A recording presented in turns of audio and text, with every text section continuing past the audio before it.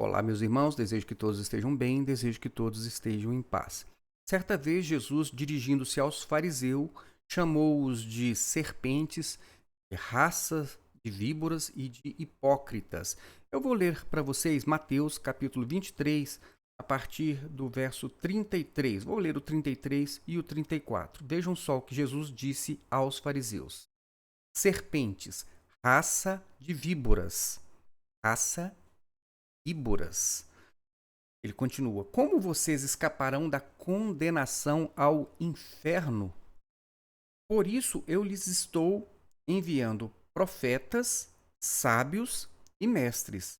A uns vocês matarão e crucificarão. A outros açoitarão nas sinagogas de vocês e perseguirão de cidade em cidade. Então Jesus, dirigindo-se aos fariseus, chamou-os de serpentes, de raça de víboras, de hipócritas e disse o seguinte, que Deus enviou a eles homens sábios, profetas, para adverti-los quanto ao seu procedimento religioso. Mas o que os fariseus faziam? Eles perseguiam essas pessoas e tinham uma palavra de Deus para transmitir, até como um alerta para eles. Bom, isso Jesus falou. No inicinho do capítulo 23 de Mateus, Jesus, então, agora ele está se dirigindo à multidão e também aos seus discípulos especificamente. E Jesus disse o seguinte, verso 1. Então Jesus disse à multidão e aos seus discípulos: os mestres da lei e os fariseus se assentam na cadeira de Moisés. Obedeçam-lhes e façam tudo o que eles lhes disserem, o que eles lhes dizem, mas não façam o que eles fazem, pois não praticam o que pregam. Não façam o que eles fazem, porque eles não praticam o que eles pregam. Eles atam fardos pesados e os colocam sobre os ombros dos homens, mas eles mesmos não estão dispostos a levantar um só dedo para movê-los. Então Jesus diz o seguinte, olha, preste bastante atenção nestes fariseus. Primeiro, eles não fazem aquilo que eles dizem para vocês fazer. Eles colocam fardos pesados nos ombros de vocês e eles não estão dispostos a levar esses fardos. Bom, eu vou passar para vocês um vídeo de uma reunião de um grupo de jovens da Assembleia de Deus. Eles fizeram um evento no Manaim de Cariacica, no Espírito Santo. Eles alugaram o espaço Manaim da Igreja Maranata para fazer o evento deles. Curiosamente, você tem um pronunciamento de Gedeu Tigueiros, que é o presidente, é o fundador da Igreja Maranata, e isso foi na escola bíblica do último domingo, dia 17 de dezembro de 2023, onde Gedeuti está dizendo o seguinte, que essas pessoas que fazem esse tipo de movimento, como o que foi feito lá no Manaim de Cariacica, essas pessoas, primeiro, se Jesus voltar, elas não serão arrebatadas. Segundo, eles estão profanando o local de culto, o local sagrado, consagrado ali para reuniões espirituais, tá certo? Então eu vou mostrar para vocês isso. Mas antes eu queria chamar a atenção aqui da questão sobre a hipocrisia, né? Aquilo que Jesus falou para os fariseus. Vejam só, Jesus falou sobre o fardo pesado e eu me lembrei que certa vez eu estava num supermercado, isso já tem bastante tempo, eu estava no supermercado e do outro lado da prateleira tinha duas jovens conversando e elas diziam assim, pois é, Jesus veio para levar o nosso fardo pesado, mas a igreja coloca o fardo novamente. Eu achei bem interessante isso que ela falou, porque mesmo sem ter citado algum versículo bíblico aqui, né, especificamente, mas ela faz exatamente esta referência de que realmente a igreja está colocando um fardo pesado nos ombros das pessoas e coisas que, como Jesus disse aos fariseus, eles mesmos não têm coragem de carregar. O exemplo que eu vou dar para vocês é de uma reunião que houve esta semana de tesouraria da Igreja Maranata. Esta reunião, ela passou, eles colocaram esta reunião no YouTube, então eles disponibilizaram um link para que quem quisesse assistir esta reunião pudesse acessar esse link e acompanhar esta reunião, que é uma reunião de instrução para tesoureiros da Igreja Cristã Maranata. Bom, eu recebi esse link e eu assisti essa reunião. E eu achei bem interessante que os pastores que estavam ali eh, dando uma mensagem antes de deixar que a pessoa da tecnologia da informação fizesse ali a instrução prática, os pastores falaram muito de voluntariado. Voluntariado, porque Deus abençoa muito o voluntariado. Então, eu fiquei assim pensando, bom, eu acabei de gravar um vídeo sobre o Estatuto da Igreja Cristã Maranata e eu mostro ali que tem ali a igreja ela tem uma estrutura administrativa onde esses pastores que cuidam da parte administrativa, que estão fazendo algum serviço para a igreja, todos eles têm, eles podem ser assalariados, eles podem ser contratados. Inclusive tem, por exemplo, o pastor Luiz Eugênio, ele é o secretário-geral, o salário dele pode ser equiparado ao salário de um secretário executivo de uma multinacional. Isso está no estatuto. Se você tiver dúvida, assista o vídeo que eu gravei sobre o estatuto, está no canal Maranata Anátema. Muito bem. Então, a pergunta que eu fiquei fazendo para mim mesmo foi o seguinte: bom, esse pastor, né, que um deles era o responsável ali por esta área administrativa. Esse pastor, ele é voluntário ou ele recebe salário? Porque ele está falando para os outros serem voluntários, né, enaltecendo o voluntariado. Mas será que ele é voluntário? É a pergunta que eu fiz. E aí depois apareceu a pessoa da TI também, dando ali a instrução, e ao final ele também enalteceu o voluntariado. Ele disse o seguinte, que o voluntariado na obra é um mistério. É um mistério, né? Ele está dizendo o seguinte, realmente são um mistério, como pessoas, né? Eu diria pessoas assim, sabe? Como pessoas são induzidas a trabalhar de graça quando aqueles que estão mandando você trabalhar de graça, eles não trabalham de graça. Vejam, observem apenas, né? O advogado da igreja trabalha de graça para a igreja? Não, ele não trabalha de graça, ele recebe muito bem, né? As pessoas que estão nessas funções aí, que estão mandando você ser voluntário, elas trabalham de graça? Elas não trabalham de graça. Outro dia apareceu a Jurama Gueiros, a filha do presidente. Ela fez uma mensagem para estimular o voluntariado. E eu pergunto, ela é voluntária na igreja? Ela faz limpeza na igreja normalmente? Ela limpa Manaim? Ela participa de mutirões? Ela está aí no Manaim servindo de copeira, de cozinheira, na parte da limpeza, qualquer outro serviço, mesmo que seja como médica, ela está ali prestando serviços voluntários, todos os seminários. É uma pergunta que você deve fazer, né? Mas mais ainda, você deveria perguntar assim, por que que eu venho aqui para fazer limpeza e as pessoas dizem, olha, isso é uma bênção você fazer limpeza, lavar os banheiros do Manaim. Mas eu nunca vi os pastores que criaram as regras fazerem isso. Você pode até já ter visto o seu pastor aí na sua igreja fazendo uma limpeza na igreja, porque ele também é voluntário, porque não foi ele que criou a regra, ele está submetido à regra que foi criada na cúpula da igreja. Então você tem que perguntar exatamente se os pastores da cúpula, se eles prestam esses serviços voluntários.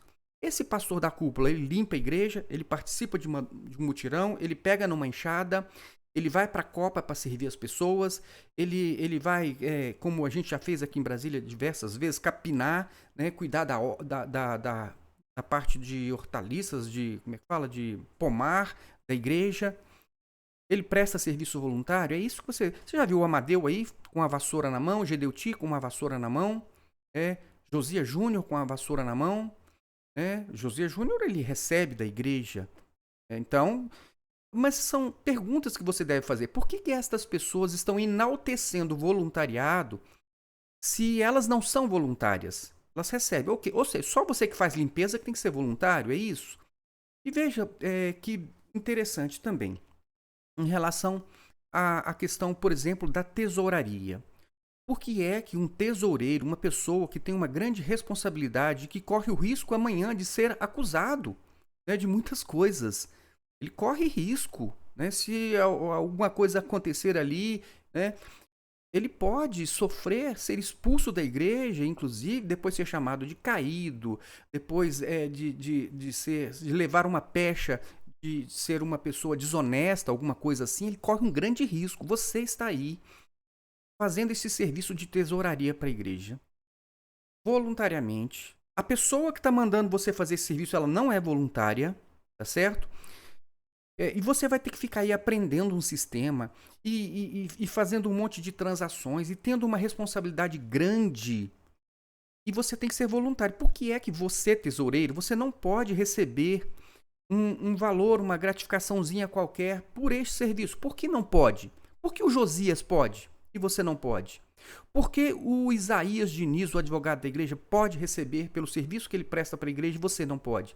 Porque o serviço do Isaías ele vale mais do que o seu? O serviço do Josias ele vale mais do que o seu? A responsabilidade do Josias é maior do que a sua? Ou será que o risco maior não é o seu? Faça essa pergunta. Por que é que você tem que ser voluntário? Ora, se é para ser voluntário, não deveriam todos ser voluntários? Não, todos são voluntários. Ah, mas aqui tem gente que se dedica o tempo inteiro. Ora, divide então em parcelas, cada um é voluntário por um pedacinho, não é assim? Ah, então, olha, o advogado ele tem que ser voluntário porque ele está aqui dedicado a todas as causas da igreja, ele está dedicado às causas da igreja. Ora, divide isso, não tem um monte de advogado na igreja? Então, dá um pedacinho, dá uma causa para cada um, e aí cada um, né, faz um serviço, um pedacinho voluntariado. Porque é assim que eles vão dizer para você, não, mas o serviço que você faz aí, você vai gastar um dia, né, na sua semana, talvez, né, um dia a cada 15 dias e tal. Então, assim, bom, então, porque o meu é fracionado, então eu não posso receber, e o outro, então, é integral. Ora, então, me coloca integral, me coloca como tesoureiro aqui de todas as igrejas da região, e aí eu fico à disposição e vou receber um salário para ficar à disposição da igreja. Então, quer dizer, são coisas assim que eu não estou dizendo que alguém não possa ser voluntário. Eu estou dizendo o seguinte: você tem que tomar cuidado com a hipocrisia. É com pessoas que estão, na verdade, te explorando, querendo que você seja voluntário quando eles não são, criando regras para fazer você trabalhar de graça quando eles não trabalham de graça. Entenderam? Então, são coisas que você deve pensar. E você deve pensar também o seguinte: mas vamos colocar isso do ponto de vista bíblico. É pecado você receber pelo serviço que você presta? Paulo não disse que digno é o trabalhador do seu salário? Ele fez, inclusive, isso uma referência à lei, quando dizia assim: não atarás a boca ao boi enquanto debulha. Ou seja, até o boi, quando ele estava ali pisando ali o trigo para descascar o trigo, ele podia comer, porque ele estava trabalhando. Então ele podia comer. Agora você, né, mesmo a lei dizendo assim, mesmo Paulo dizendo que você pode sim ser recompensado pelo seu trabalho. A igreja diz, não, mas você tem que ser voluntário. Mas voluntário por quê? Eu estou participando de uma igreja que não tem dinheiro? É isso? Porque, vejam bem, Solon, você está falando então contra as pessoas não podem prestar algum serviço voluntário para uma comunidade? Claro que pode. Mas você tem que ver o seguinte, tem locais que eles vivem apenas do voluntariado. Eles nem têm dinheiro. Então eles dependem de que as pessoas ajudem, que levem uma cesta básica, que levem a sopa, que levem o cobertor na rua, que trabalhem de um modo voluntário, porque eles não estão arrecadando dinheiro para remunerar ninguém. Então ninguém é remunerado, todos são voluntários. E outra, muitas vezes, de instituições que não têm dinheiro. Então, se você tem uma instituição que não tem dinheiro, quem sabe aí a sua igrejinha não tem arrecadação. São pessoas pobres, não arrecada nada, mal paga o aluguel, né? E aí o que acontece? Precisa de fazer até a vaquinha para pagar aluguel, pagar a conta de luz. Então aí é necessário que as pessoas sejam voluntárias. Porque todas as pessoas são voluntárias e a igreja não tem dinheiro para pagar nada. Agora, você querer que as pessoas sejam voluntárias quando você tem uma igreja com um cofre abarrotado de dinheiro, como disse Gedeuti certa vez, saindo pelo ladrão, né? Nós temos dinheiro de sobra, disse Gedeuti. Nós podemos nem arrecadar mais dízimo de ninguém, que a gente ainda vive ainda, até o fim da vida de todo mundo aí, só com o que a gente já arrancou de dízimos e de ofertas e de serviços voluntários, de tempo das pessoas. Então, a igreja precisa realmente que você trabalhe como tesoureiro de graça, que você limpe a igreja de graça. Não pode ter um zelador, uma pessoa, uma irmã, vai ser abençoada. Não, você vai fazer a limpeza aqui todos os dias, né? Como se fosse, não, mas você não vai receber uma diária inteira, mas nós vamos te dar uma contribuiçãozinha aqui. Então, para você fazer essa limpeza, você vai fazer esse trabalho, não é? Por que a pessoa, ela não é digna de receber por o serviço que ela está prestando? É algo mal? É? Eles querem que você pense que é algo mal quando eles estão com dinheiro sobrando, quando eles têm dinheiro para mandar Gilson e uma equipe de pastores para a Turquia? quando eles têm dinheiro para gastar horrores com advogados para processar ex-membros, quando eles têm muito dinheiro para fazer propaganda, marketing, contratar pessoas para ficar fazendo propaganda para eles, propaganda na Veja, propaganda nos jornais, propaganda na televisão. Para isso tem dinheiro. Agora, para poder remunerar uma pessoa que está ali servindo a igreja, não tem dinheiro? Veja, preste atenção. Você tem uma responsabilidade muito grande aí mexendo com esse dinheiro aí, porque eles são muito rigorosos com os outros. Vocês podem ver. Olhem aí o sisteminha da tesouraria, como a coisa é rigorosa. Rigorosíssimos com os que estão doando. Agora, em relação aos que estão administrando, eles são rigorosos? Como é que você vai saber? Eles não prestam contas. Não tem prestação de contas. Rigor é com você. Se faltar, olha, se faltar R$ 10 nessa tesouraria, se vire. Coloque R$ 10 no seu bolso aí. Tá certo? Porque senão você vai ter um grande problema. Você não vai ser tratado com misericórdia. Agora, sumiram 20 e tantos milhões do cofre da igreja e as pessoas continuam no púlpito. As pessoas que estavam ali sendo investigadas por isso não sofreram nenhuma punição, estão ali. E o dinheiro? Cadê o dinheiro? Eles tiraram do bolso e devolveram? Ninguém devolveu o dinheiro não voltou para o cofre da igreja. Experimente você fechar a sua tesouraria aí no final do mês e faltar aí R$ 500. Se vira. Você vai ter que repor esses R$ 500. E os 20 milhões? Ninguém repôs. Entenderam? Então, meus irmãos, prestem bastante atenção. A responsabilidade é grande. Você que é tesoureiro, questione então. Pastor, o senhor recebe? O senhor recebe, pastor? Então, é grande a sua responsabilidade, né? Mas a minha também é grande. Porque eu estou mexendo com dinheiro que não é meu. Se acontecer qualquer problema aqui, eu vou ser responsável. Por que o senhor pode receber e eu não posso? Por que o meu trabalho não tem valor e o seu tem? Meus irmãos, são questões que você pode levar, tá certo? A questão que eu estou trazendo para vocês aqui é a hipocrisia. Eles querem que você faça o que eles não fazem. Jesus falou, tome cuidado com essas pessoas. Colocam fardos nas suas costas, né? Mas não querem carregar. Outra coisa interessante também, estamos aqui só batendo um papo, outra coisa que eu achei interessante é que um dos pastores que fez essa apresentação para os tesoureiros da igreja, ele usou um texto de Colossenses, né, para poder incentivar o voluntariado. Olha só, meus irmãos, o texto que ele usou. Eu já gravei um vídeo bem detalhado sobre essa questão, então agora só vou fazer um comentário. Não vou fazer nenhum tipo de estudo bíblico aqui, tá certo? Mas em Colossenses, no capítulo 3, diz assim, ele usou o seguinte texto, do verso 33, ele diz assim, ó, tudo o que fizerem, façam de coração como para o Senhor e não para os homens. Ele só usou o versículo 33. Meus irmãos, eu acho que isso não é honesto com as pessoas. Se você quer falar de um versículo para poder gerar uma obrigação, ou pelo menos despertar nas pessoas o desejo de fazer alguma coisa, ora, explique o contexto, diga o que aconteceu naquela época, por que as pessoas tinham que fazer de coração. Porque, na verdade, esse texto de Colossenses não está falando de voluntários para a igreja, não está falando de voluntariado. Então, eu acho uma maldade, eu acho isso assim, que a pessoa... Bom, eu não vou nem falar em má fé, né? Porque, de repente, até esse pastor, coitado, ele é tão mal instruído, né? E também tem os interesses, talvez ele seja assalariado, né? E ele precisa de funcionários, ele não pode pagar funcionários, ele não pode te pagar, então ele precisa apelar para uma coisa que para mim não é honesta. É o meu ponto de vista. Isso não é honesto fazer isso com as pessoas. O texto de Colossenses, esse versículo está falando para escravos. Vou ler para vocês o texto completo. Então, Paulo ele se dirigindo aqui aos maridos, depois ele se dirige às mulheres, aos filhos, e depois ele fala dos escravos. Vou ler para vocês. Diz aqui, ó, verso 19, Colossenses capítulo 3. Maridos, amem suas mulheres e não as tratem com amargura. Então, está falando com os maridos. Filhos, obedeçam a seus pais em tudo, pois isso agrada ao Senhor. Está falando com os filhos. E agora ele fala com os escravos. os escravos. Ele não está falando nem com os pais, nem com as mães, nem com os filhos que pertencem à igreja e que são livres. Ele está falando com aquelas pessoas que, dentro daquele regime do governo romano, eram escravos e Paulo não podia fazer nada, ninguém podia fazer nada, porque eles eram dominados pelo Império Romano e ali havia realmente escravos.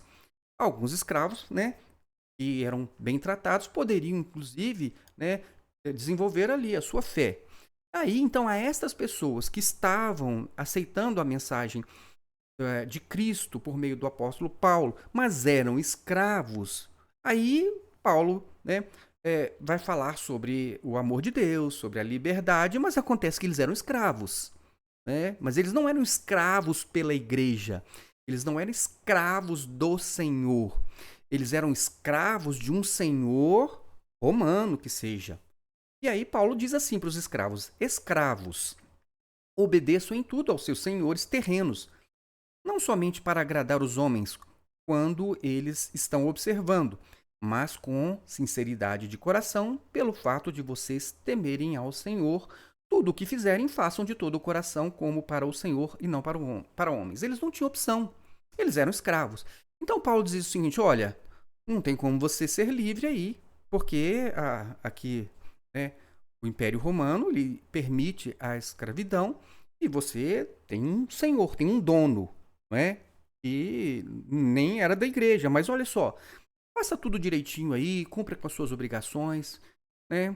Ele não era um trabalhador, ele não era um empregado, ele era um escravo, mas faça tudo direitinho, né? Porque você é um servo de Deus, faça como se você estivesse fazendo para Deus e não para aquele seu senhor, que era o dono do escravo. Então prestem atenção, meus irmãos, esse texto não está falando de voluntariado, esse texto não está falando de quem serve livremente a Jesus numa igreja. Esse texto ele está se referindo àquelas pessoas que eram escravos em um regime onde era admitido a escravidão, inclusive por pessoas que não eram parte da igreja. Entenderam? Então, por isso eu acho desonesto usar esse texto para falar de voluntariado. Eu acho que isso aí é um abuso religioso. É o meu ponto de vista. Estão abusando da sua boa vontade. Tá bom? Mas, enfim. Agora, vamos ao que interessa aqui. O Manaim, da Igreja Maranata, se você é da Igreja Maranata ou já foi, você deve saber. Quando nós íamos ao Manaim fazer um seminário, a gente tinha que fazer o quê? 7 dias de jejum, 7 dias de madrugada na igreja, muita oração, tinha que passar por uma consulta para que então nossa vida pudesse ser examinada para saber se nós poderíamos ir ao Manaim, porque aquele lugar era santíssimo. Gedeuti, né, por 50 anos conta lá uma experiência que, na verdade, acho que quem conta Gedeuti, o Amadeu conta também, de uma pessoa que era da igreja, se não me engano era um pastor, que trabalhava na cozinha, ele saiu da igreja, criticou a igreja, e aí depois ele teve um câncer, pediu para voltar para fazer um seminário mais uma vez ali, porque ele gostaria de estar ali, e Gedeuti e o Amadeu contam que eles foram consultar a Deus, Deus não permitiu que aquele homem pisasse no Manaim. Aí eles fizeram uma nova consulta, porque eles são mais bondosos do que Deus. Mas, Senhor, esse homem não pode voltar aqui ao Manaim. Será que ele não poderia vir aqui pelo menos para, não é para fazer seminário, mas pelo menos para poder vir aqui e almoçar conosco? Deus não permitiu que aquele homem pisasse no Manaim. Estava com câncer. Essa é a história que eles contam.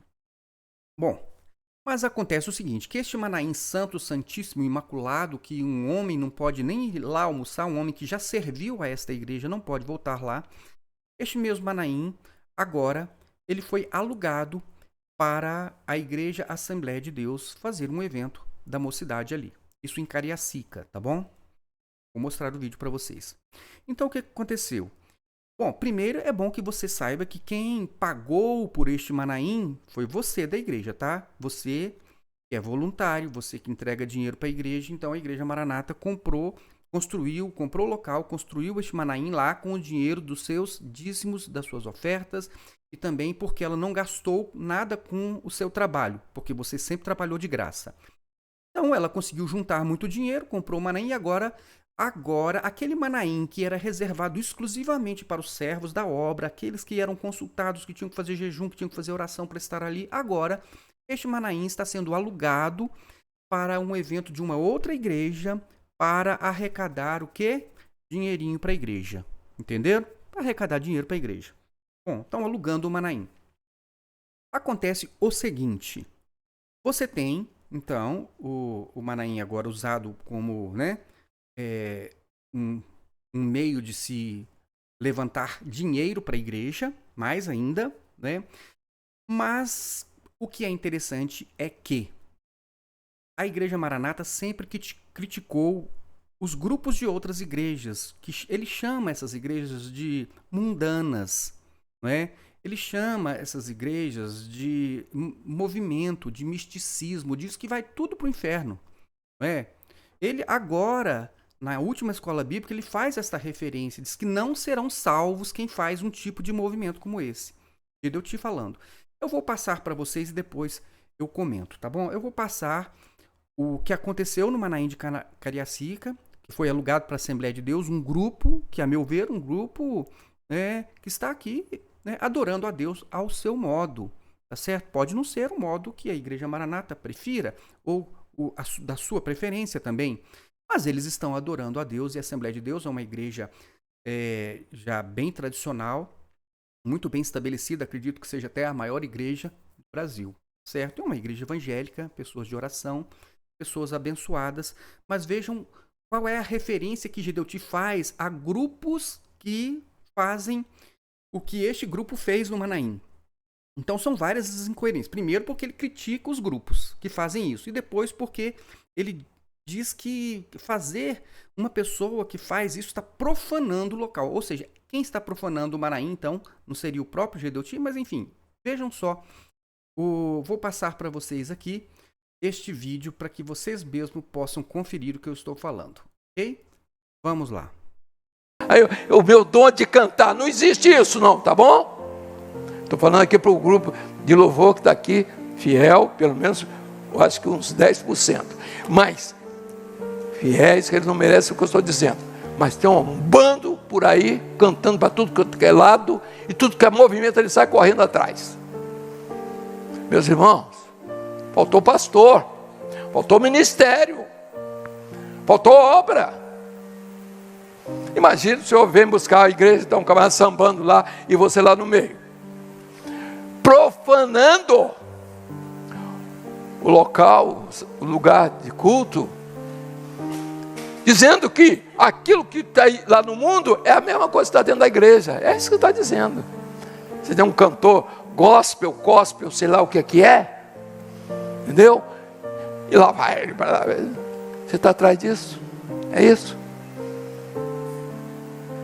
E vai cantar no grupo de louvor depois da igreja. Cantar o quê? O que está na cabeça. Muito bem, então vocês ouviram aí Gedeuti na última escola bíblica dominical da Igreja Maranata, dia 17 de dezembro de 2023. Então vocês vejam, ele está dizendo o seguinte: imagine se Jesus volta para arrebatar a sua igreja e encontra você no meio de um grupo como esse. Você não vai ser arrebatado. Ou seja, ele está dizendo que todas essas pessoas da Assembleia de Deus que estão fazendo este evento ali no Manaim não serão arrebatadas, porque são mundanas, porque é o mundo que entrou para dentro dessa igreja. Ora, se o mundo entrou para dentro dessa igreja, por que ele alugou este Manaim para este grupo mundano? Ou seja, então para receber o dinheirinho vale tudo. Eu poderia então alugar para um grupo espírita? Poderia então alugar para um grupo do candomblé, da macumba, sei lá, da Seixonoye? Porque vejam só, ele não está dizendo que Jesus vem e não leva essas pessoas? Então, ou seja, se são pessoas que não serão arrebatadas, que são mundanas, estão ali alugando o Manaim deles, então tanto faz ser da Assembleia de Deus, ser do Candomblé, da Seixonoye. Então, ou seja, vai alugar então o Manaim agora para qualquer grupo que possa pagar, é isso? Pense bem, meus irmãos, eu estou aqui trazendo apenas uma coisa para você refletir: a hipocrisia. Ora, dizer que esse tipo de coisa é coisa do mundo, é coisa de gente que não vai ser salva, é coisa que profana o templo. E aí colocar isso lá dentro do Manaim para receber dinheiro, pode. E meus irmãos, prestem bastante atenção. Isso aqui é um grupo evangélico. Você pode gostar ou não, mas é um grupo evangélico, é um grupo de servos do Senhor.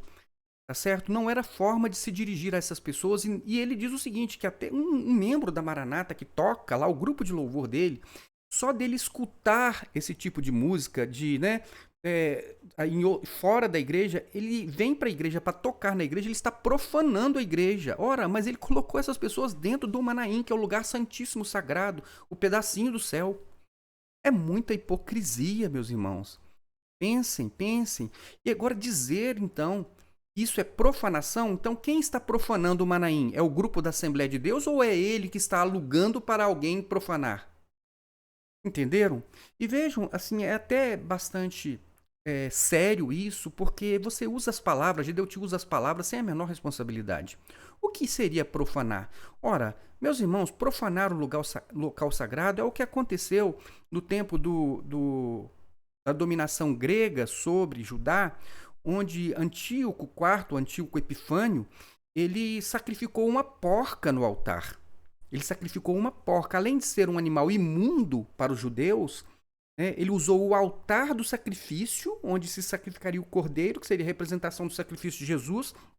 Além de ser não era um porco somente, era uma porca, porque ainda era fêmea, né? Então, quer dizer, era uma profanação.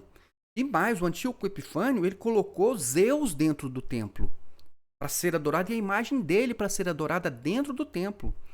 E sacrificou a porca lá. Isso sim foi considerado profanação.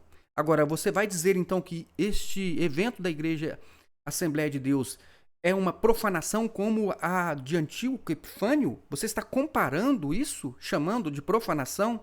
Meus irmãos, isso é um absurdo, é uma falta de responsabilidade, é uma falta de respeito, é uma falta de respeito, inclusive, com o grupo que pagou para ele para estar ali. Ele jamais poderia fazer isso com as pessoas que pagaram para ele estar ali. Você paga para estar no local, faz ali o seu evento e depois ele vai numa escola bíblica e faz referência a cantores gospel, a grupos gospel, a movimento. E vejam que este aqui é o movimento. Você vê ali, ó, tem uma pessoa, né? Tem uma pessoa até que está caída no chão ali. Entendeu? É tudo aquilo que Gedeuti acha que é movimento, que não presta, que é lixo para ele. E que são pessoas que não vão ser salvas. Então, pare e pense. Isso é muita hipocrisia. Qual é o espírito que está atuando num negócio desse? Estou me referindo a Gedeuti. O espírito que está atuando nele, que está atuando em toda a igreja, porque ele é o líder. É ele que dá as ordens. É ele que estabelece as regras. Assista o vídeo que eu gravei sobre o Estatuto da Igreja Maranata e você vai entender. As regras são estabelecidas por Gedeuti. Então, você acredita que isso, a hipocrisia, ela vem do Espírito de Deus? Se o próprio Jesus criticou a hipocrisia, chamou os fariseus de víboras, de serpentes, de raça de víboras, e disse que estariam então condenados ao inferno, e você quer participar disso? Quer ser voluntário nesta obra de hipocrisia? Pense bem. Que Deus abençoe a sua vida. Fique na paz de Jesus e até o nosso próximo vídeo.